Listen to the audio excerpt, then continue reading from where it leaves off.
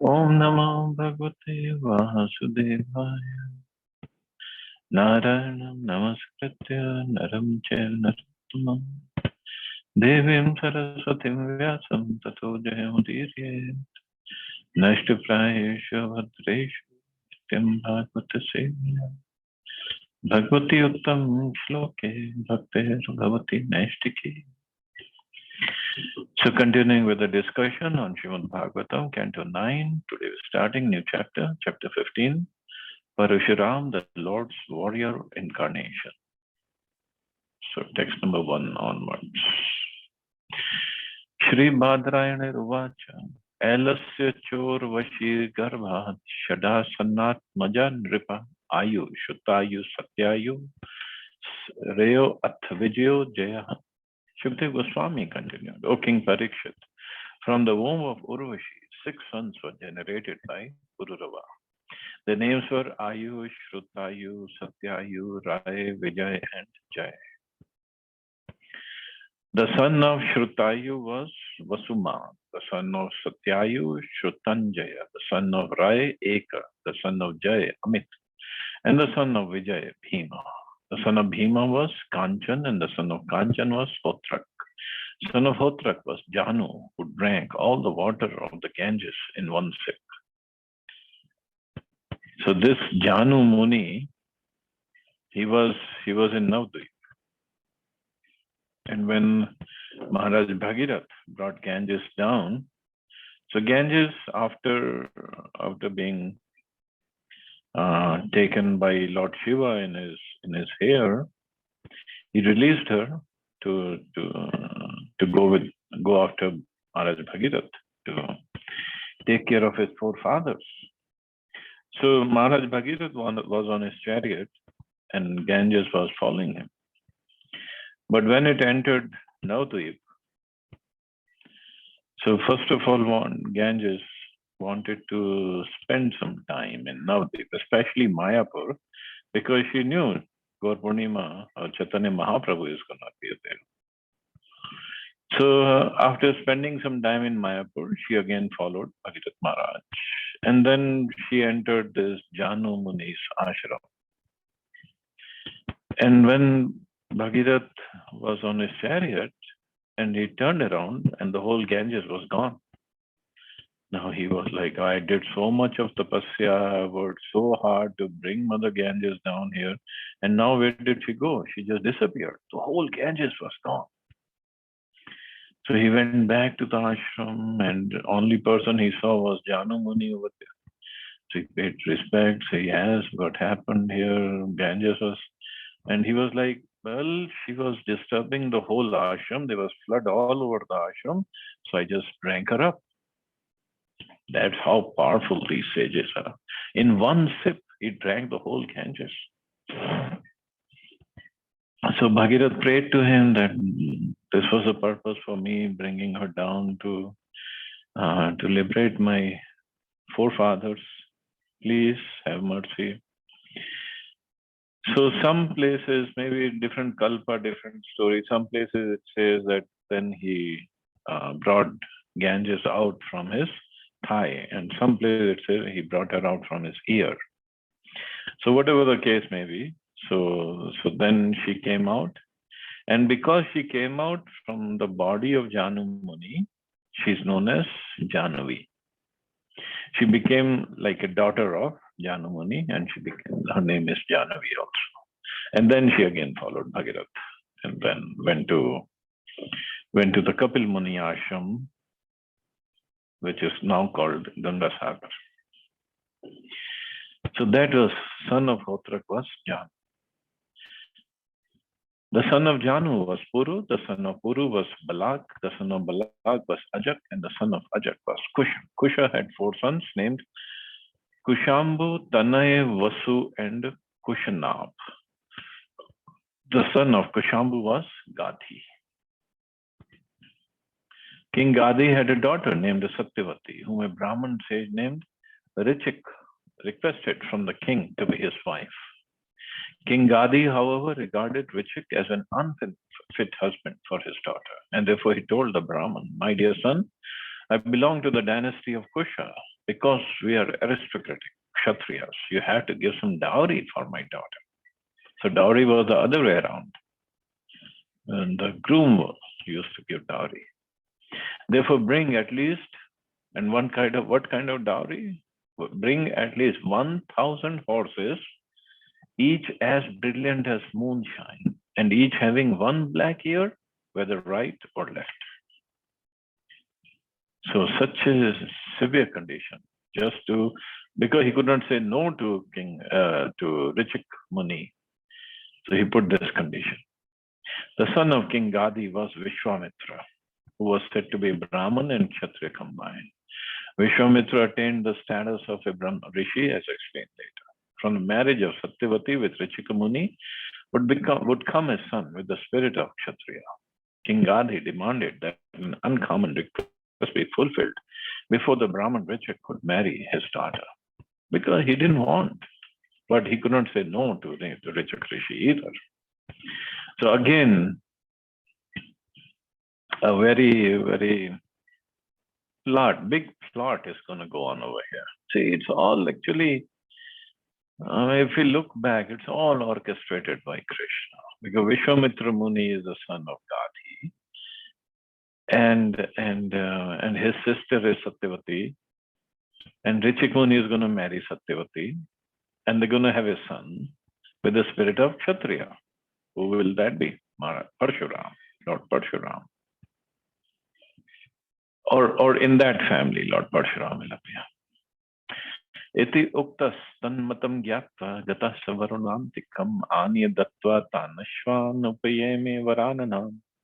When King Gadi made this demand, the great sage Richik could understand the king's mind. Therefore, he went to the demigod Varuna and brought from him the 1,000 horses that Gadi had demanded. After delivering these horses, the sage married the king's beautiful daughter. So see, for the sages, it's not at all difficult. Just like Saubhari Muni, he was very old and doing his tapasya underwater in Yamuna. But when he wanted to marry all the 50 princesses, agreed, because he had transformed himself into such a beautiful person. So thereafter, Richik Muni's wife and mother-in-law, each desiring a son, requested the Muni to prepare an oblation. Thus Richik Muni prepared one oblation for his wife with the Brahman mantra, because he is Brahman, and another for his mother-in-law with the Kshatriya mantra. Then he went out to bed, because his mother-in-law was a wife of King Gadi, and she was a Kshatriya. Now what happened? Meanwhile, because Satyavati's mother thought that the oblation prepared for her daughter, Richika's wife, must be better, she asked her daughter for that oblation. Satyavati therefore gave her own oblation to her mother and ate her mother's oblation herself. So probably it was generally it is kheer which is given. So the mantras that Richik Muni chanted for his wife are different than his mother-in-law's. But see, all this scheming and this and that goes on in the material world. And now mother and daughter, you would think they would help each other and be truthful, but somehow Krishna had to put in Mother Satyavati's mother this thought that she should take the kheer that was for her daughter. A husband naturally has some affection for his wife. Therefore, Satyavati's mother thought that the oblation prepared for Satyavati by the sage Richik must have been better than her own oblation. In Richika's absence, the mother took the better oblation from Satyavati and ate it. Tat viditva muni praha patnim kashchamakarshi ghoro danda dharapatro dhratate brahmavittama. When the great sage Richik returned home after bathing and understood what had happened in his absence, he said to his wife Satyavati, "You have done a great wrong. Your son will be a fierce Kshatriya, able to punish everyone, and your brother, because from mother, will be a learned scholar in spiritual science." A Brahman is highly qualified when he can control his senses and mind, and when he's a learned scholar in spiritual science, and when he's tolerant and forgiving. A Kshatriya, however, is highly qualified when he's fierce in giving punishment to wrongdoers. These qualities are stated in Bhagavad Gita. Because Satyavati, instead of eating her own oblation, had eaten that which was meant for her mother, she would give birth to a son imbued with the Kshatriya spirit. This was undesirable. The son of a Brahman is generally expected to become a Brahman. But if such a son becomes fierce, like the Kshatriya, he is designated according to the description of the four Varnas in Bhagavad Gita. If the son of a Brahman does not become like a Brahman, he may be called a Kshatriya, Vaishya, or Shudra, according to his qualifications. The basic principle for dividing society is not a person's birth, but his qualities and actions. So Richik came back and he rebuked his wife. What did you do? Why did you do that? Satyavati, however, pacified Richik Muni with peaceful words and requested that her son not be like a fierce Kshatriya. Richik Muni replied, then your grandson will be of a Kshatriya spirit. Thus, Jamadagni was born as a son of Satyavati. The great sage Richik was very angry, but somehow or other Satyavati pacified him, and at her request he changed his mind. It is indicated here that the son of Jamadagni would be born as Parashuram. Satyavati later became the sacred river Kaushiki to purify the entire world, and her son Jamadagni married Renuka, the daughter of Renu. By the semen of Jamadagni, many sons headed by Vasuman were born from the womb of Renuka. The youngest of them was named Ram or Parashuram. Learned scholars accept this Parashuram as a celebrated incarnation of Vasudeva who annihilated the dynasty of Kartavirya. Parashuram killed all the Kshatriyas on earth 21 times. 21 times.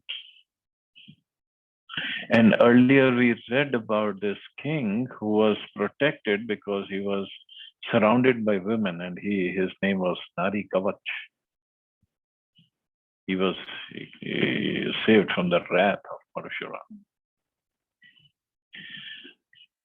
Driptam kshatram bhuvo bharam brahmanim aninashat rajastamo vritam ahan falgunyapi krite amhasi. When the royal dynasty, being excessively proud of the material modes of passion and ignorance, became irreligious and ceased to care for the laws enacted by the Brahmins, Parshuram killed them.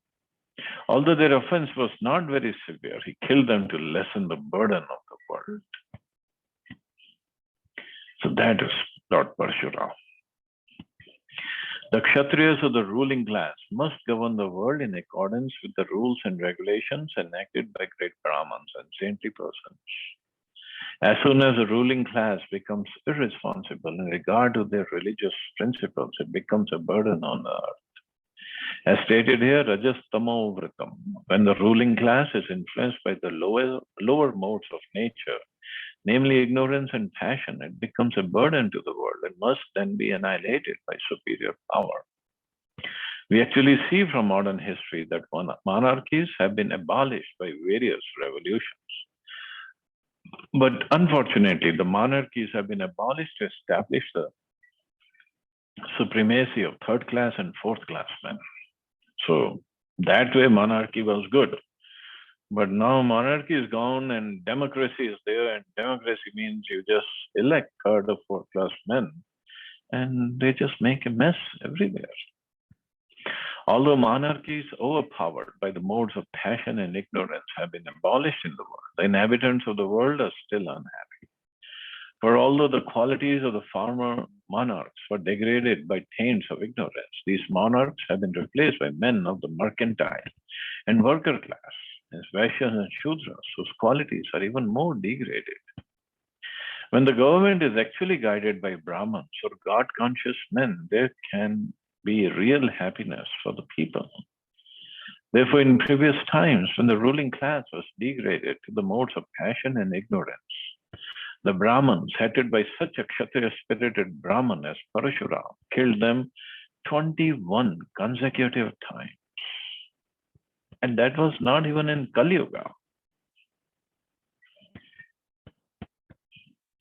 In Kali Yuga, as stated in Srimad Bhagavatam, Dasyu Prayeshu Rajasu, the ruling class, Rajanya, will be no better than the plunderers, Dasyus, because the third class and fourth class men will monopolize the affairs of the government. Ignoring the religious principles and Brahminical rules and regulations, they will certainly try to plunder the riches of the citizens without consideration. As stated elsewhere in Srimad Bhagavatam, being unpurified, neglected to discharge human duties properly, and being influenced by the modes of passion and ignorance, unclean people, malechas, posing as members of the government, Rajanya Rupina, will swallow the citizens. So swallow the citizens, they'll take all their money away. And in still another place, Srimad Bhagavatam, it is said, human society is naturally divided into 4 divisions, as stated in Bhagavad Gita, Chatur Varnam Maya Srishtam. But if this system is neglected, then the qualities and divisions of society are not considered. The result will be Brahmavit Kshatriya Kshudrana. The so-called caste system of Brahman, Kshatriya, Vaishya and Shudra will be meaningless. As a result, whoever somehow or other becomes powerful will be the king or president, and thus the prajas or citizens will be so harassed that they will give up earth and home and will go to the forest to escape harassment by government officials who have no mercy and are addicted to the ways of plunderers. Therefore, the prajas or the people in general must take to the Krishna consciousness movement, the Hare Krishna movement, which is a sound incarnation of the Supreme Personality of Godhead. Kali Gali Namarupe Krishna Avatar. Krishna, the Supreme Personality of Godhead, has now appeared as an incarnation by his holy name. Therefore, when the prajas become Krishna conscious, they can then expect a good government and good society, a perfect life and liberation from the bondage of material existence. Otherwise, there is no hope. And as Kali Yuga progresses, the situation is going to get worse and worse. Shri Raju Vacha, Kim Tadnaho Bhagavato Rajanya Jitatmabhi Kritam Yena Kulam Nashtam Kshatriya Ranam Abhikshanashaha. King Parikshit inquired from Shukdev Goswami, what was the offense that the Kshatriyas, who could not control their senses, committed before Lord Parshuram, the incarnation of the Supreme Personality of Godhead, for which the Lord annihilated the Kshatriya dynasty again and again. So, Maharaj Parikshit, being a Kshatriya, he wanted to know why did Lord Parshuram just annihilated the Kshatriya dynasties? And it's not something that one wants to hear, but whatever happened, he wants to hear. Shukdev Goswami said, the best of the Kshatriyas, Karta Virya Arjuna, the king of the high hairs, received 1,000 alms by worshipping Dattatreya, the plenary expansion of the Supreme Personality of Godhead, Narayan. He also became undefeatable by enemies and received unobstructed sensory power, beauty, influence, strength, fame, and the mystic power by which to achieve all the perfections of yoga, such as anima and lagima. Thus, having become fully opulent, he roamed all over the universe without opposition, just like the wind. So he became very powerful and very puffed up. Once, while enjoying in the water of the river Narmada, the puffed up Kartavirya Arjuna, surrounded by beautiful women and garlanded with a garland of victory, stopped the flow of water with his arms. He had 1,000 arms given to him by Dattatreya. So he just stopped the flow of water. What to do? He is so powerful. Because Kartavirya Arjuna made the water flow in the opposite direction, the camp of Ravan, which was set up on the bank of Narmada near the city of Maheshmati, was inundated. So I guess this is where Bahubali movie got the name Mahishmati. This was unbearable to the 10-headed Ravan, who considered himself a great hero and could not tolerate Kartavirya Arjuna's power. So Ravan was out touring to gain victory over all other countries, and he had camped on the bank of Narmada River near the city of Mahishmati. So when Ravan attempted to insult Kartavirya Arjuna in the presence of the women and thus offended him, Kartavirya Arjuna easily arrested Ravan and put him in the custody in the city of Mahishmati, just as one captures a monkey and then released him neglectfully. That must have really hurt the ego of Ravan. And this is how powerful Kartavirya Arjuna was. Saigada tu mrigyam vicharan vijne vane yadrichyaashram padam jamadagner upavishat. Once while Kartavirya Arjuna was wandering unengaged in a solitary forest and hunting, he approached the residence of Jamadagni. Kartavirya Arjuna had no business going to the residence of Jamadagni, but because he was puffed up by his extraordinary power, he went there and offended Parshuram. This was a prelude to his being killed by Parshuram for his offensive act. Tasmai sa naradevaya munir arhanam ahrat sa sanyamati vahaya havishmatya tapodhana. The sage Jamadagni, who was engaged in great austerities in the forest, received the king very well, along with the king's soldiers, ministers, and carriers. He supplied all the necessities to worship these guests, for he possessed a Kamdhenu cow that was able to supply everything. So that's where the fight started, actually. The Brahma Samhita informs us that the spiritual world, and especially the planet Golok Vrindavan, where Krishna lives, is full of Surabhi cows. The Surabhi cow is also called Kamadhenu. Although Jamadagni possessed only one Kamadhenu, he was able to get from it everything desirable. Thus he was able to receive the king, along with the king's great numbers of followers, ministers, soldiers, animals, and palanquin carriers. When we speak of a king, we understand that he is accompanied by many followers. Jamadagni was able to receive all the king's followers properly and feed them sumptuously with food prepared in ghee. The king was astonished at how opulent Jamadagni was because of possessing only one cow, and therefore he became envious of the great sage. This was the beginning of his offense. Parashuram, the incarnation of the Supreme Personality of God, had killed Kartavirya Arjuna because Kartavirya Arjuna was too proud. One may possess unusual opulence in this material world, but if one becomes puffed up and acts whimsically, he will be punished by the Supreme Personality of God. This is the lesson to learn from this history, in which Parshuram became angry at Kartavirya Arjuna and killed him and rid the entire world of Kshatriyas 21 times. So Kartavirya Arjuna went with his whole entourage to the ashram of Jamadagni, and the ashram was not a big place. But when he went, Jamadagni Muni said, okay, why don't you go take bath and we'll prepare everything for your welcome. And everything was done because of the mercy of Mother Surabhi. But this is where Kartavirya Arjuna got envious. How come he has this cow? I should have it. So Varatnam tu tadrishtva atmesharyati shayanam tannadriyeta atni hotryam sabhilasha sahaya. Kartavirya Arjuna thought that Jamadagni was more powerful and wealthy than himself because of possessing a jewel in the form of the Kamdhenu. Therefore, he and his own men, the Hayhayas, were not very appreciative of Jamadagni's reception. On the contrary, they wanted to possess that Kamdhenu, which was useful for the execution of Agnihotra sacrifice.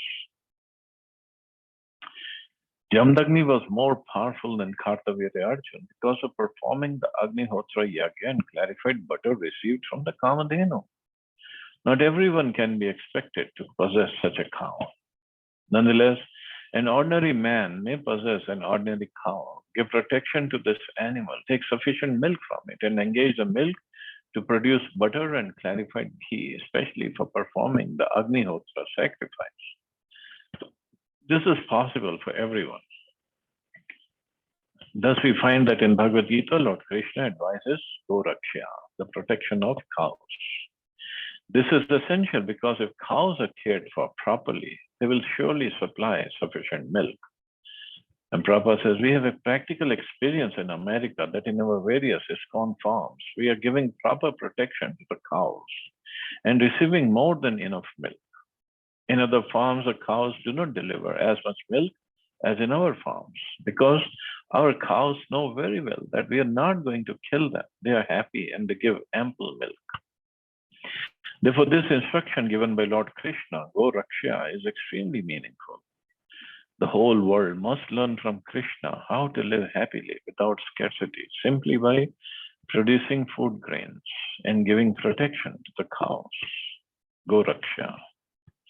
Those who belong to the third level of human society, namely the mercantile people, or Vaishyas, must keep land for producing food grains and giving protection to the cows. This is an injunction of Bhagavad Gita. In the matter of protecting the cows, the meat eaters will protest. But in answer to them, we may say that since Krishna gives stress to cow protection, those who are inclined to eat meat eat the flesh of unimportant animals like hogs, dogs, goats, and sheep. But they should not touch the life of the cows, for this is destructive to the spiritual advancement of human society. So cow protection is very, very important, and Prabhupada says, for the spiritual advancement of human society.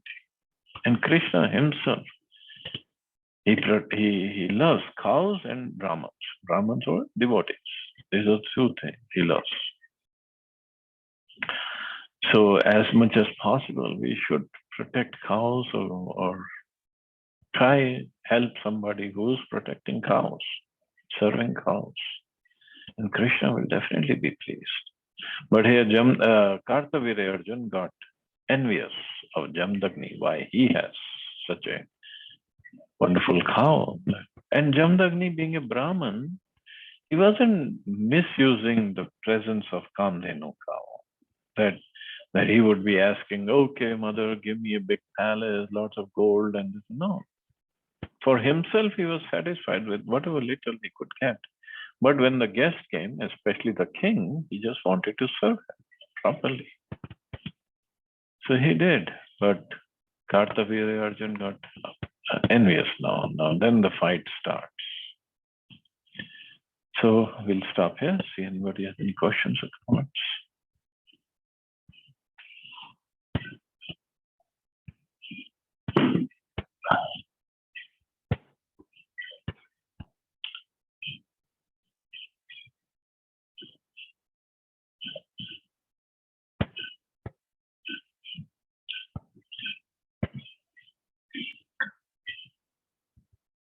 Okay, so you all have a safe and wonderful day.